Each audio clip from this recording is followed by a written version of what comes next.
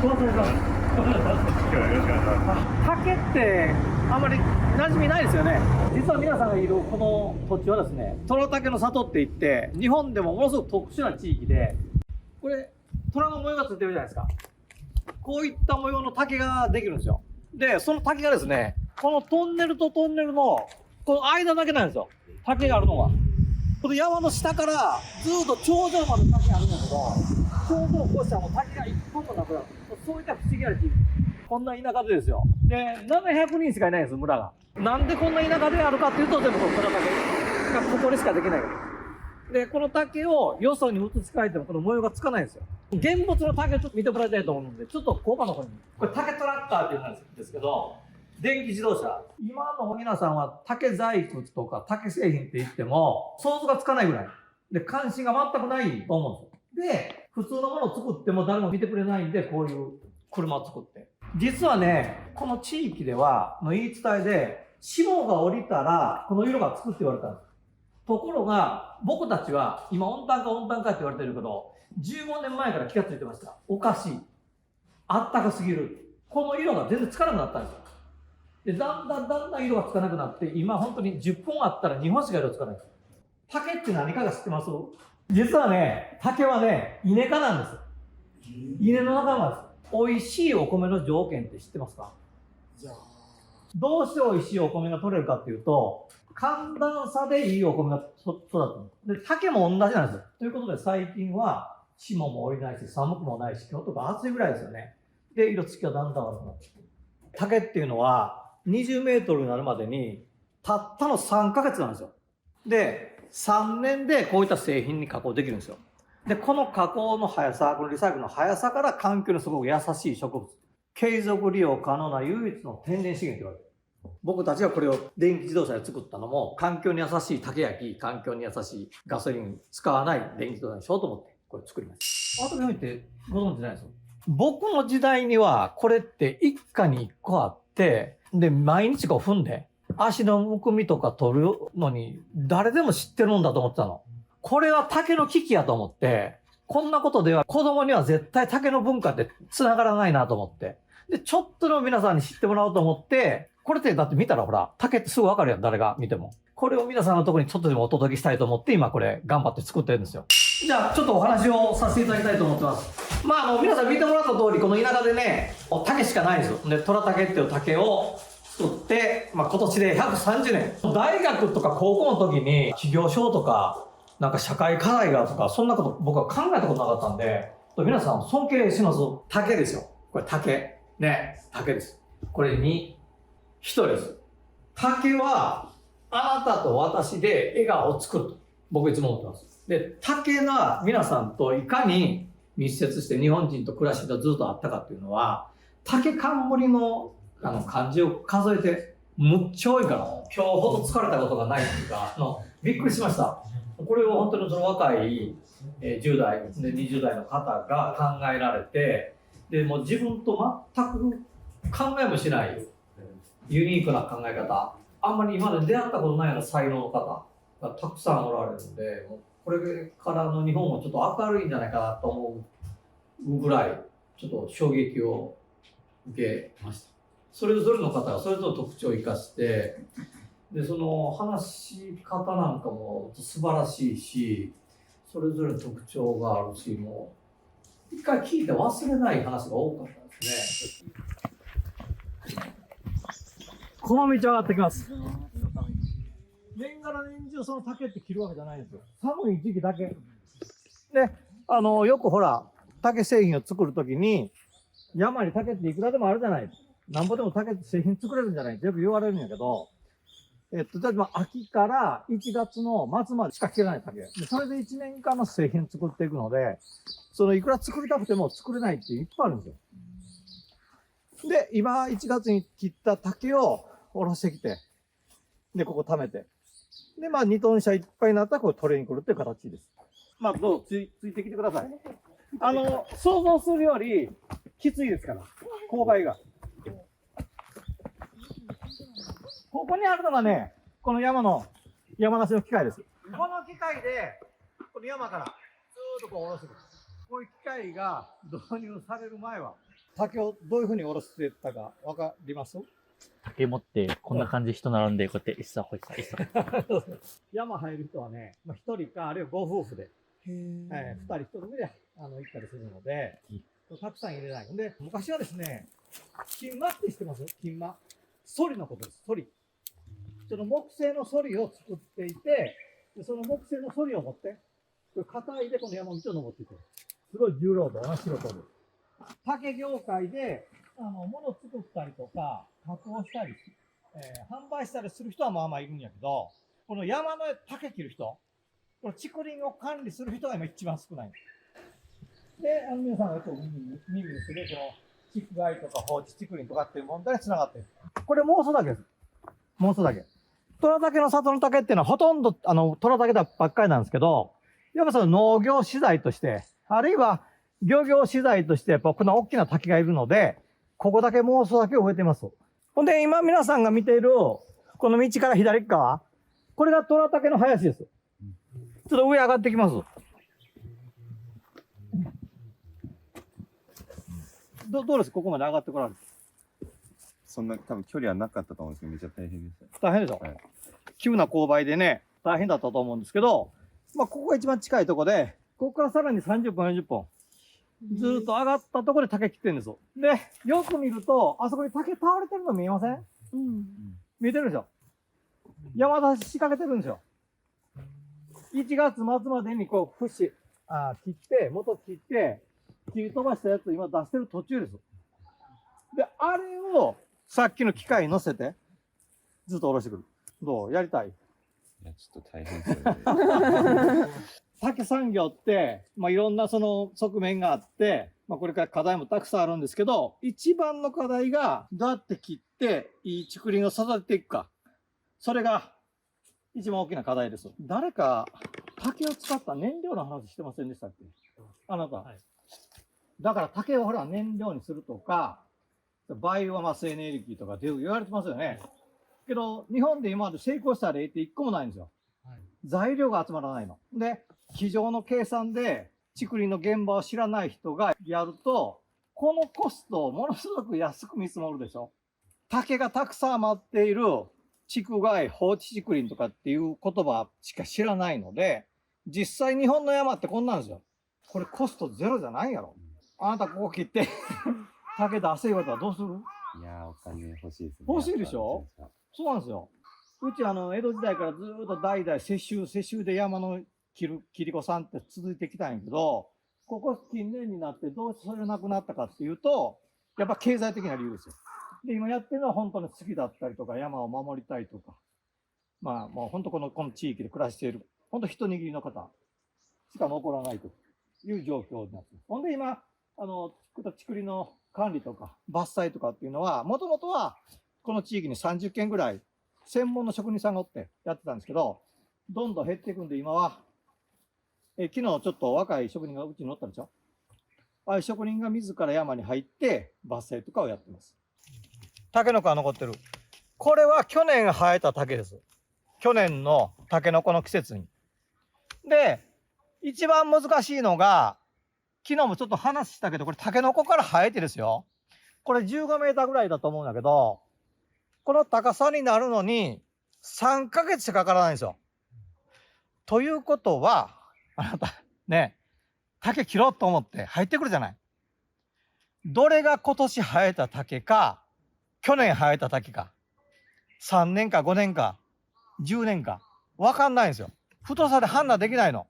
3年前の竹ばっかり切れって言われたらどうする？わかんない。わかんないですよね。そこはその竹の管理の難しいところです。去年の竹とかって製品に使えなくて、普通その使う竹っていうのは3年だけとか4年だけばっかりなんですよ。やっぱその1年だけ2年だけではやっぱ柔らかくてね、まだ竹質が3年ぐらい経たないと使えないんですよ。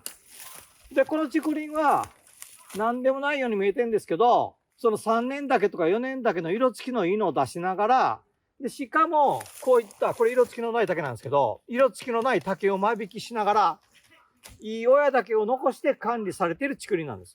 よその竹林とここの竹林の大きな違いって分かります？入れないぐらい竹が生えてて、うっそうとしてるっていうのが皆さんの知ってる竹林じゃないかと思います。けどやっぱりその本当の竹林っていうのは、和傘ってあるぞ、傘。傘を差して歩けるぐらいが一番適度な距離って言われてるの。実際に切った竹を竹製品とか竹細工にする。人の役に立つ命の通った竹林っていうのが一番の大きな価値なんですよ。で、皆さんが何気に通ってきた道あるでしょ。この道も、これ土の道なので、雨が降ったら崩れるし、放置してたら、こういった草が生えて木が生えて、5年10年したら通れなくなるんですよ。で、この別に登山道でも何でもないこの道が、江戸時代からずーっとこの状態で続いてるってすごいことなんですよ。だから僕はこの道を命の道って呼んでるんですよ。虎竹を出すために職人が通って、ね、虎竹が行き来するためだけにずっと整備されてきた道なんで。これね、竹の根っこむっちゃ丈夫なんですよ。もうすごくしなって柔らかいんやけど、絶対折れないんですよ。この竹のすごいところはよ、この竹の根っこが縦横無尽に伸びて、天然の鉄筋コンクリートって言われてるのか、ここ。だからね、僕たちは小さい時から、地震の時は竹林に逃げろって教わってるんですよ。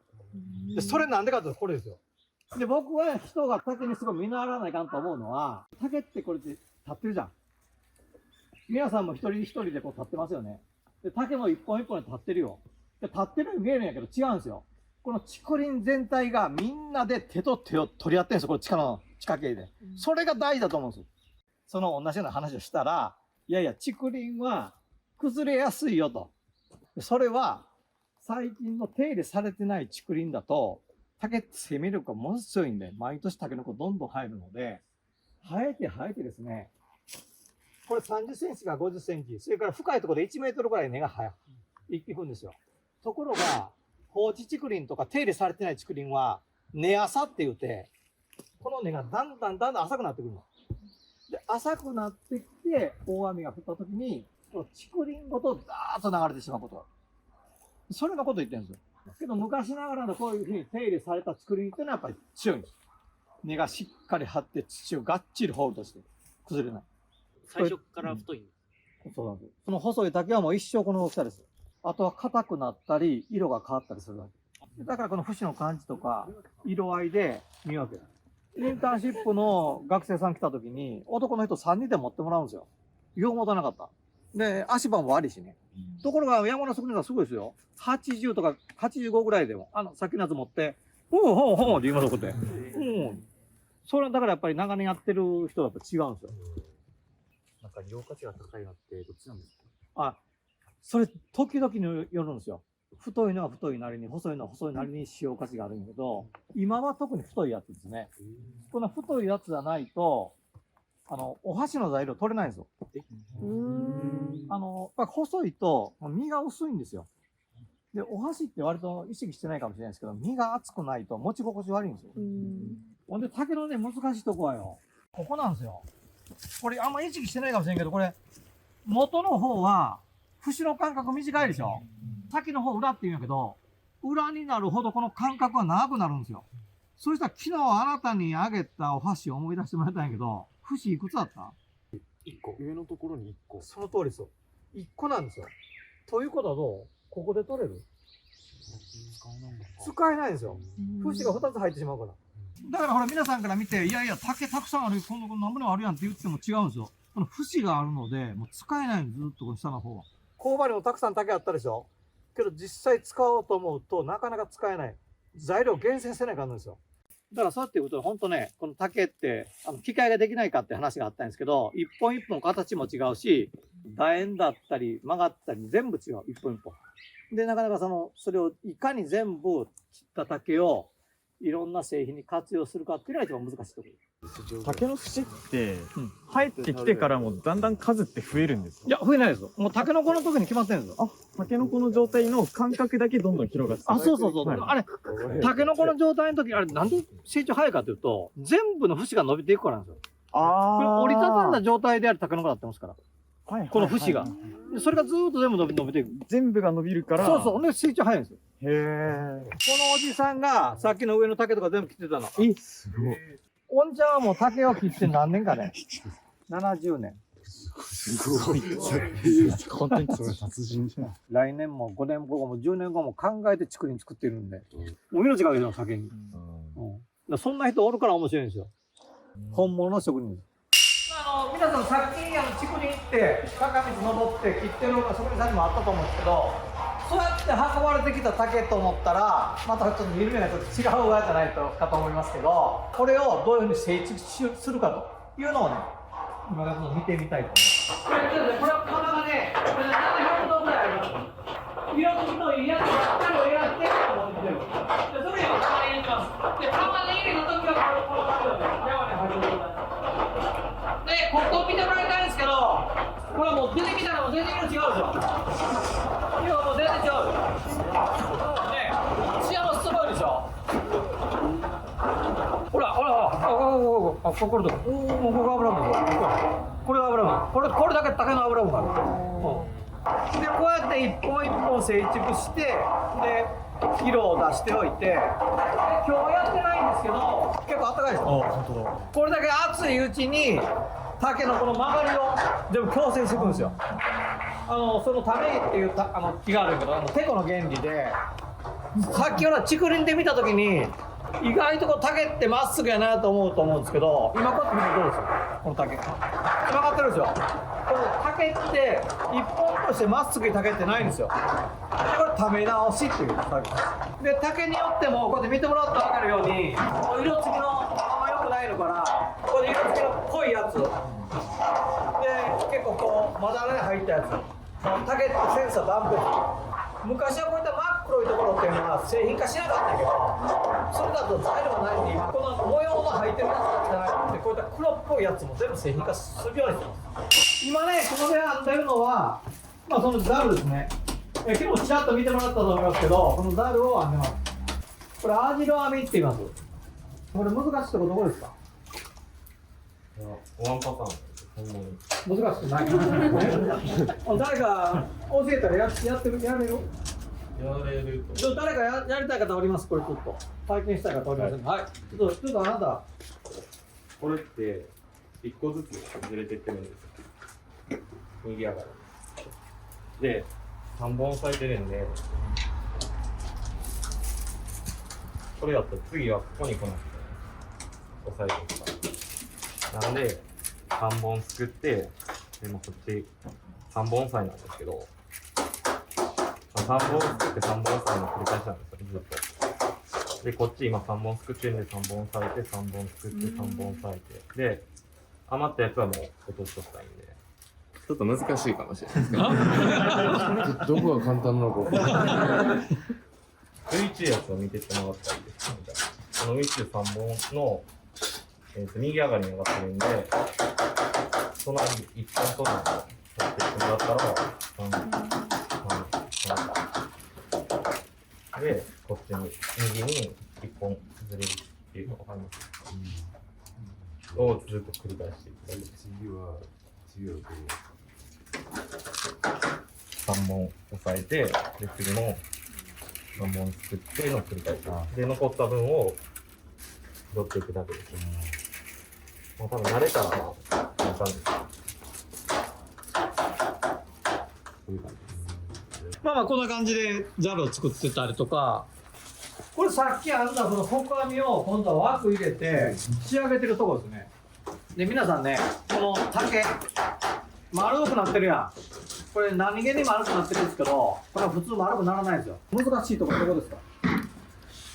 これなかなか力が強いんで、縁をこう入れるのが大丈夫。縁を入れるのが難しい。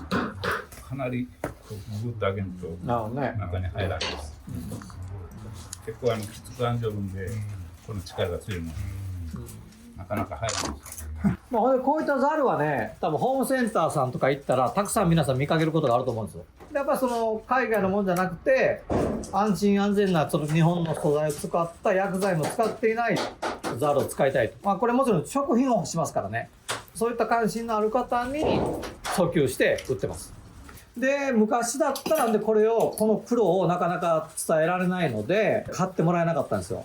けど今はもうこんな全部動画にして YouTube で見てください。これだけ手間かかってますよ。で竹ってこんな大変ですよっていうのを全部説明するので、それを理解してもらって買ってもらってる。これ何か分かります？壊れてますよね。昔だったらどこの村にも一人は職人がおったっていうぐらいおったんやから。でそういったところに壊れた時は持ってって直してもらってた。ところが今はもう近くにいなくなったのでインターネットで探してこれ修理してください、あれ修理してくださいっていうので修理がものすごく多くなりました。でそれでやっぱりその日本全国の竹職人とかね、竹の加工所が自分たちが思っているより減ってるんだなというのがね感じます。本当に北海道から沖縄までもうまんべんなく来るから問い合わせが。竹のいいとこはこれ壊れてしまったんやけどこれまだ元通りになるんですよ。僕はね自分の母からもらったバッグとかカバンがいっぱいあるんですよ。それはもう使いたいですよ。本当物を大事にするもったいない精神って言うでしょ。それってもっと日本の美徳っていうか日本人が忘れてるけど大事にせないかんことだと思うんです。どんな社長ですか？いや、もうバイタリティのある。バイタリティの全然真似できない。皆さん差し上げますんで。はい。ありがとうございます。ぜひ皆さん一つずつ持って帰ってください。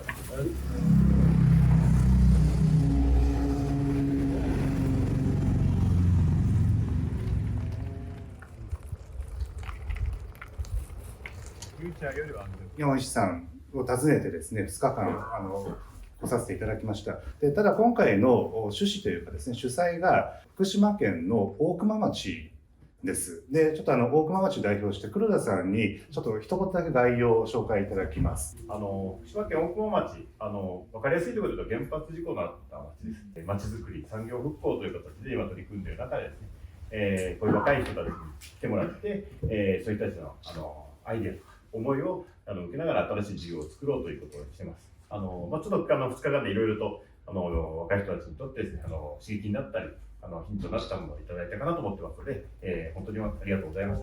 本日、昨日でものづくりの大変さだったり、一つの作品を生み出すことの時間がどのぐらいかかるとかすごく勉強になりました。一つのものを作るのにどれだけの労力がかかっててどれだけ大変かみたいなところって全然見えないから、そこでインターネットを使うみたいなところにすごいやっぱ感銘を受けましたし、伝統工芸品とかはそういうことをやっていないところが多いのですごい刺激になりました。この2日間で竹虎さんのいろいろな思いが込められた作品を作ってるとことか見たりしたり、あとは実際に竹林のとこに行ったり車とかのやつを見せてもらったりして、すごく楽しくいろいろなことを学ぶことができました。竹トラッカーとか坂道レースとか鎧とか、とりあえず目を引くものをボンと PR として出しておいて、その後本当の竹の良さをじっくり伝えていくっていう、この動線作りがすごく大事だなっていうのを学ばせてもらいました。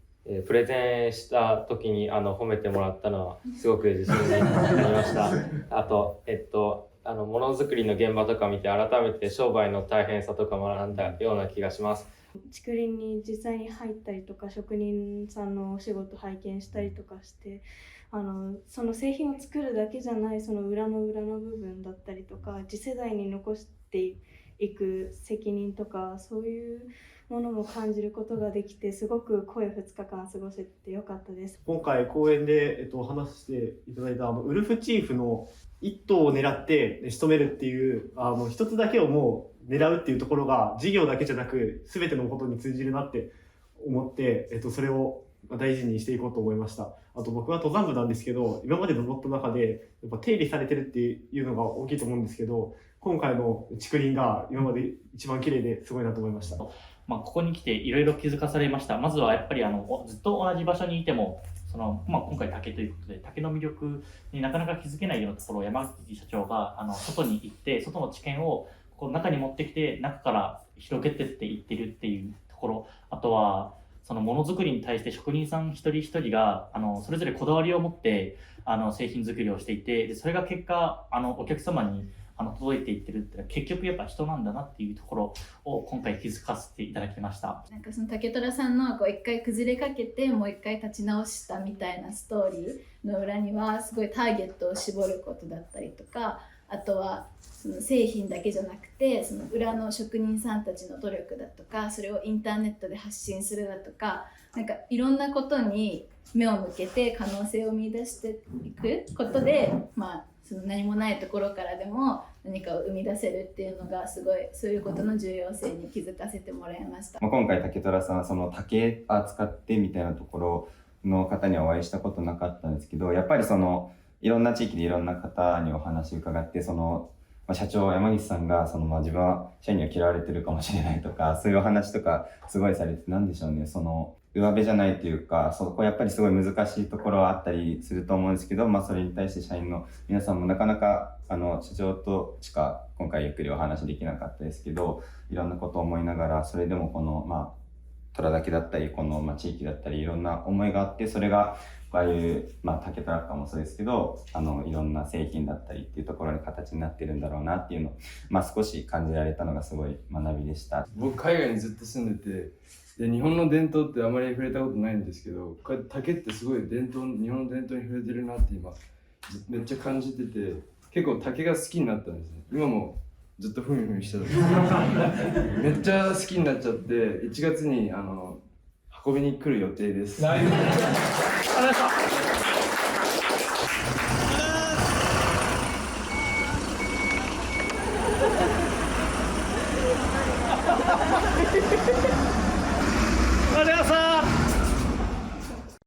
最後まで動画をご覧いただいてありがとうございます。グッドボタン、チャンネル登録よろしくお願いいたします。